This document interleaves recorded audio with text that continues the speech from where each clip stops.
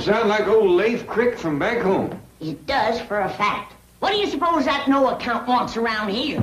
We'll soon find out. Jed, doggone it, you come out here and let me in. Leif. Jed. Well, this is a surprise. Granny, you little old possum, you.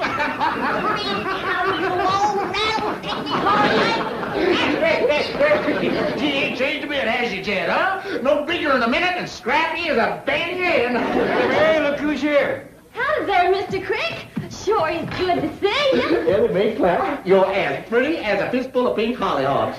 Yes, sir, Jed, everybody always did say we had the two prettiest girls in the hills. Hey, is Esbel with you? You bet she is.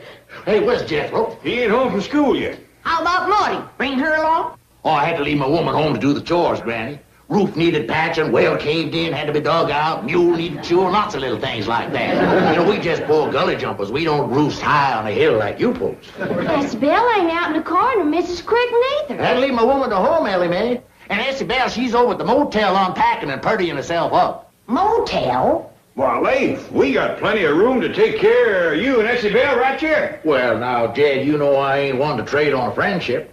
Of course, after Jethro and Essie Bell's proper hitch, then we're going to be wanting to live near our kinfolk. Hitched? Jethro and Essie Bell? You mean you don't know what that boy's been up to?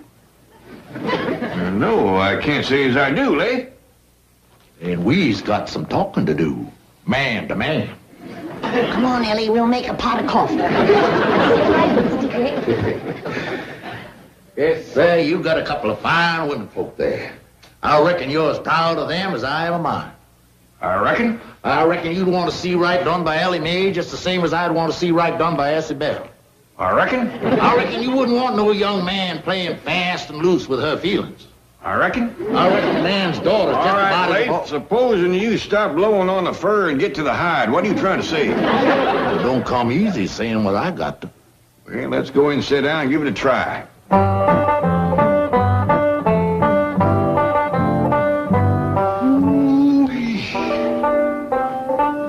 You got yourself a regular palace here. You got... Oh, I better take off my cloth. I don't want to get you fancy coffee, old Just leave everything on, Leif, and sit down and speak your piece. Oh, my. Sure do beat sitting on the stump now, don't it? I guess you got this here chair stuffed full of money, huh, Jed? Huh? Yeah, Leif. Now, about Jethro and Essie Bell. Well, to speak plain out, your Jethro done grabbed a hold to my Essie Bell's heart. I don't recall Jethro mentioning Essie Bell's name since way last summer when she won that beauty contest. That's when it happened. What happened? This happened. Love letters wrote by your Jethro to my Essie Bell. Love letter? Steaming hot love letters. Someday I gotta have a long talk with that boy. Let me see the letters. Jeb, I hadn't better. You having a purty, sweet, innocent young daughter of your own, you might just anger up to the point where you'd hurt that boy. Jethro got out of line, did he? Well, I wouldn't exactly call it getting out of line, providing his intentions is honorable. These letters was wrote way last summer. How come you just getting here? Well, now, I ain't a wallering in money like you, Jeb. I had to scrimp and save to get to where I could afford to make the trip. Why, I'm a poor man. Only treasure I got's my little Essie Bell. All right, Leif. Not knowing what Jethro wrote, it's hard for me to speak. But I know he'll want to do the right thing, and I'll see that he does. Spoke like a true hillman. Why, I said to Morty before I left, I says, dry your eyes, Morty. Jed Clampett's a man of honor. I says he'll see that Jethro does the right thing by our Essie Bell. And I will, too, Leif. You can count on it. Yes, sir, Jed, you sure got yourself a palace. I expect you got more money than a pig has grunts. Please eating, regular. I expect a generous man like you's aiming to settle a heap of that money on Jethro when he gets married. Him being almost like a son to you and all. Don't count your chickens before they're hatched, Leif Crick. I want to hear Jethro's side of this first. Oh, you're a good man, Jed. Fair. Like I says to Esabel, I said, dry your eyes, honey. Jed Clampett's a fair man. He's going to do the fair thing. He's going to see you married fair and proper to Jethro. And like I said to you, Leif,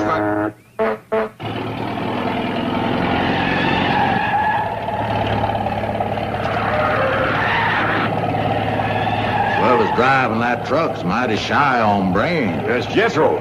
Fine boy.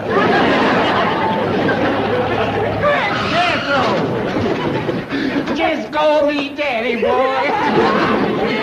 Jethro, Leif here says that last summer you wrote some love letters to his daughter, Esabel. Love letters? Why, it ain't nothing to be ashamed of, son. Most natural thing in the world for a handsome boy like you to write letters to a beautiful girl like Esabel. Them was fine letters, too. You should be proud on them. Well, thank you. How come she never answered them? Well, son, right after she won that beauty contest, she must have got hundreds of letters like yours, proposing marriage and things. Well, it took her a while. Now, hold on, Leif. Jethro, did you propose marriage in them letters? Oh, let me think. Well, it ain't nothing to be ashamed of, son. Most natural thing in the world for a handsome boy like you. I'll give him a chance to think, Leif. It ain't something comes easy to him. Love ain't nothing you think about. Love comes from the heart. He never said he was in love with Esabel. Well, he always was.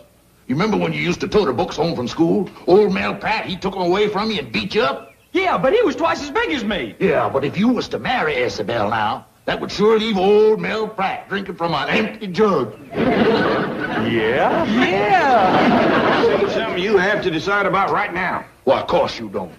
You just think on it for a while.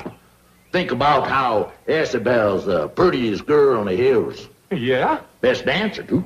Yeah? How much you'd like to marry her. Yeah! Take on, son. Now, wait a minute, Jethro. Think what you're doing. You sure you're ready to support a wife? Could be you'd have to quit school. Well, hot diggity dog, then I'm ready. I'll bring Isabel over for supper. But first you go down to one of them fancy Beverly Hills jewelry stores and you pick out a great big diamond ring. All right, and while I'm there, I'll get something for Esabel, too. I'll see you later, son. Bye-bye, Miss... Bye-bye, Daddy Crick. Woo-hoo! I'm going to get married. Someday I should have had a long talk with that boy.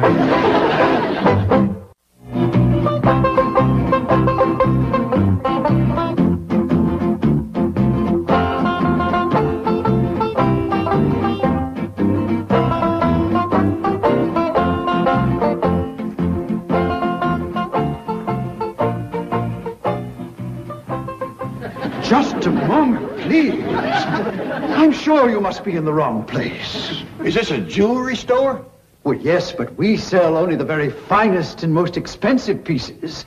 I suggest you try a notion store. Jethro done got the notion what he needs now is a ring. Hey, Uncle Jed, there's some rings out here. Yes, but please, now, I'm sure you...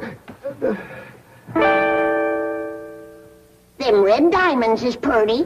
Those are rubies. Well, ask her if she wants to sell one. Madam, the ruby I'm referring to is not a lady. How she got them rings is her own business. Just ask her if she wants to sell them. Perhaps you will understand how out of place you are when I tell you that no ring in this case sells for less than $10,000. Now, wouldn't you like to look elsewhere? Yeah, sure, it's where you keep the good stuff. Security guard, please. That's right, Paul. Mr. Drysdale said we should always ask for the best. Did I hear you mention the name Drysdale? Yes, sir? Milburn Drysdale? Yes, sir? He's our next-door neighbor. He keeps Jed's $35 million in his bank. Granny, I ain't sure it's 35 million no more. Might be close to 40 by now. You got the phone in your hand. Call up Mr. Drysdale and see who's closer, Jed or me. Stand by till I make one call. Things have been a little slow since Christmas. Quiet in place, huh, Isabel? I'll say. Gee, Pa, this is just about the biggest place I ever did see. Yes, sir, Isabel. You did a mighty wise thing when you decided to marry up with Jethro. I didn't decide, Pa, you did. I didn't even answer his letters. Well, it was a good thing I did discover those letters. You'd have been married to that no-account Mel Pratt. Mel Pratt ain't a no account. He's a good, strong, hard-working boy. You gotta learn to keep your mouth shut, girl. You gotta learn to keep your mouth shut, especially when there's any food around. I still can't figure out where you found victuals enough to put on all that weight since last summer. Mel Pratt's been feeding me. He wanted me to get good and strong so I could help him clear that acre of land. That ain't land, girl. That's rocks. You want to marry up with a boy that's got an acre of rocks, you should at least have him cut and piled up into a fine palace like this one. But Mel Pratt loves me, and I love him. I don't want to hear that name no more, Isabel. You're gonna marry into the lap of luxury, girl. You're gonna wear fine clothes and jewels. You're gonna have servants to wait on you hand and foot. You're gonna have a butler running ahead of you, opening doors, all kinds of things like that. Oh, look at that! Stay right here now, Isabel. You don't want him to think we ain't never seen a butler before, do you?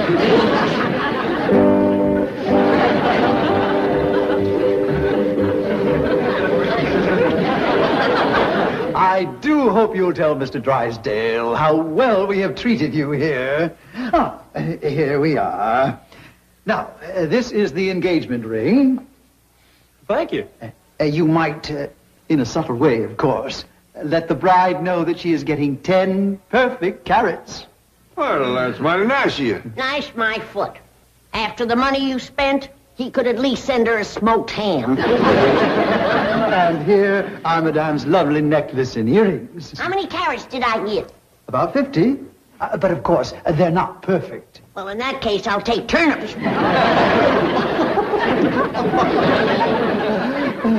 And for Mademoiselle, this beautiful diamond bracelet. Do I get some carrots, too? Oh, yes, indeed. About 30. You sure are generous with your vegetables. So are you, sir. You're going to be sending me a lot of cabbage. I am? Yes. Cabbage is money. Well, your store, but I'll be dogged if I see how you stay in business.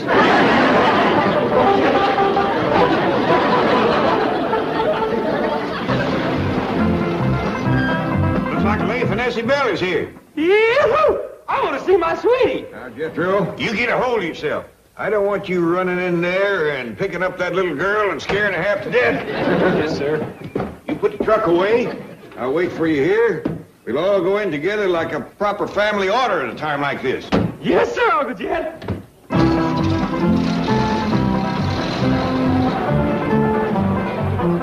Don't be too hard on him, Jed. Now that I think back, he must be desperate in love. What makes you think so? For the past week, he ain't at his supper.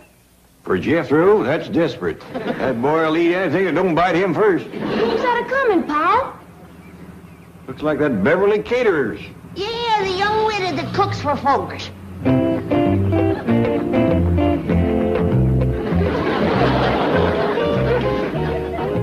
Hi, is Jethro ready? Ready for what, ma'am? For a regular date? Howdy, Marion. It sure is good to see you. You're right on time. Let's go. Wait a minute, boy. You got a date with this girl? Yes, sir, Uncle Jed. Well, every day after work, she picks me up, and we drive up into the hills and park and watch the sun go down. Then you know what we do? Ellie Mae, go in the house. What do you do, boy? Well, then we climb into the back of the truck and eat all the victuals that's left. No wonder he ain't been eating his supper. I've got your favorite today, Jethro. Swedish meatballs. Jethro, the girl you're going to marry is waiting in the house. You can't go running off with her and leave Essie Bell. Oh, yeah. Hey, Marion, you reckon there's enough meatballs in the truck for the three of us? Forget it. Here's your blushing bride. Come give her a big hug. Excuse me, ma'am. I'm looking for my sweet little old Essie Bell Crick from back home. I'm right here, Jethro. Jethro, son, This here's Essie Bell. You're Isabel Crick? Yes, Jethro. Marion!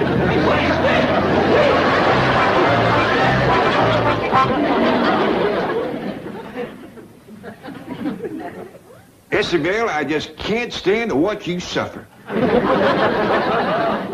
there anything I can do? Yeah. Would you get me another pie out of the icebox?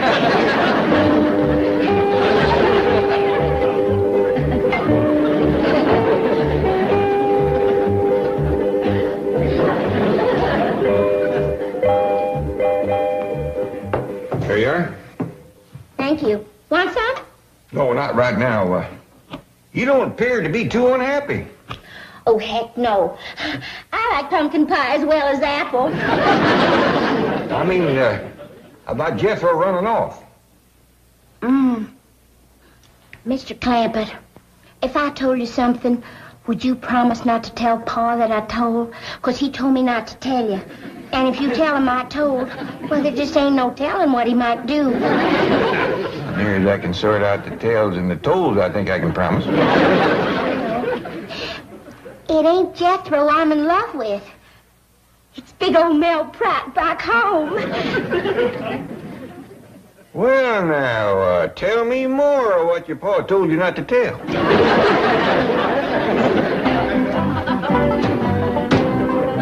Let's have no more of this running after other girls. Ain't no boy can love two girls. That leaves Isabel out. She's about 2 girls and a half. Mind your tongue, Jethro. You take a girl for better or worse when you marry her. Yeah, but she got worse before I got married.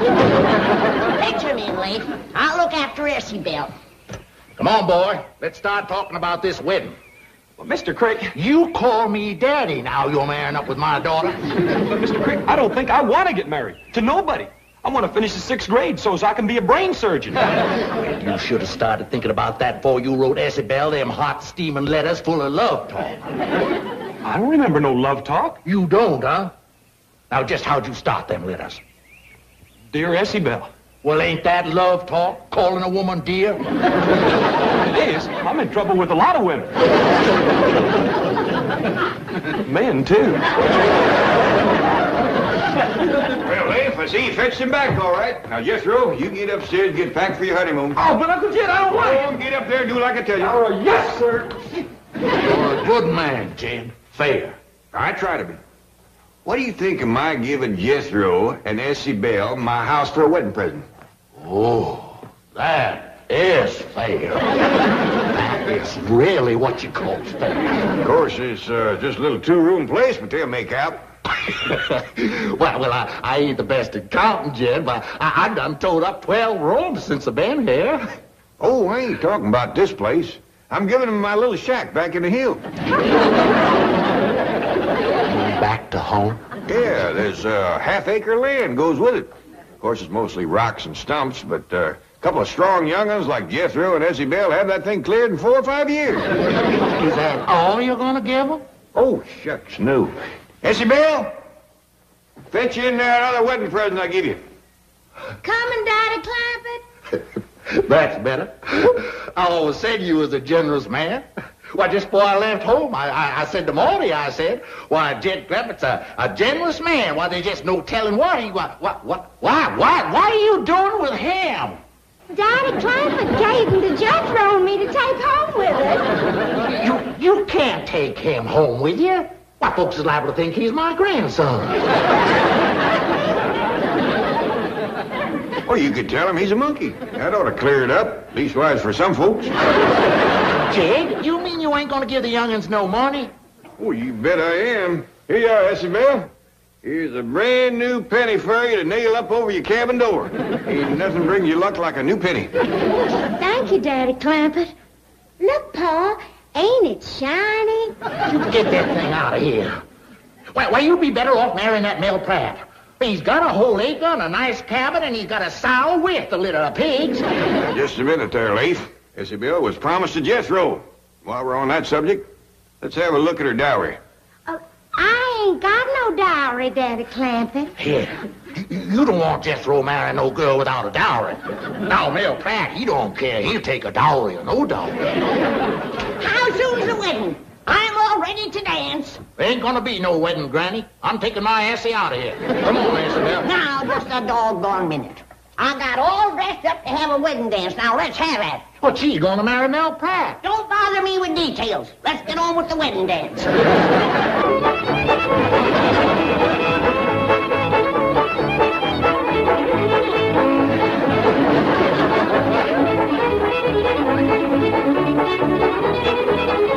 I sure do love my wedding presents from the Clampets, Pa, don't you? For a fact, I do, daughter. Always said you was a generous man, Jed. Forget it, Leaf. All it's going to cost me is some cabbage.